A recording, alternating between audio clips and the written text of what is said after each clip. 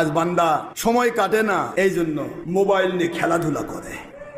কেউ মোবাইলে খেলে, কেউ গেম খেলে, কেউ এটা করে, কেউ সেটা করে। মোবাইল নিয়ে সারাটা দিন সময় কাটায়, সময় কাটে না।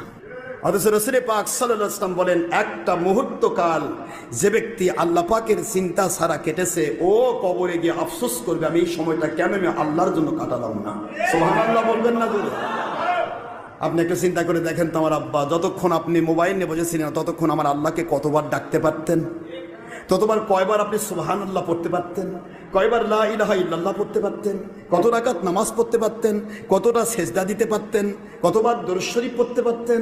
কতবার কত আয়াত কোরআন শরীফ পড়তে পারতেন? না হলেও একটা হালাল রুজির পথ কামাই করতেন।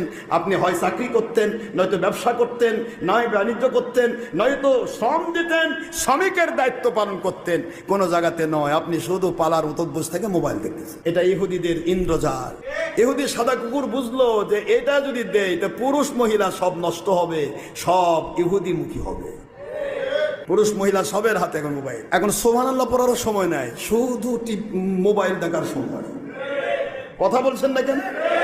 সারা রাত ধরে আমার আল্লাহ হাতছানিতে ডাকছে, বুখারীতে আসছে, কে আছো তোমরা? সহিহ বুখারী। কে আছো? এসো, আমি আল্লাহ ক্ষমা করার জন্য আমার দরজাগুলি খুলে দিয়েছি, বান্দা ক্ষমা চাও, সেজদায় থাকো, আমাকে খুশি করো।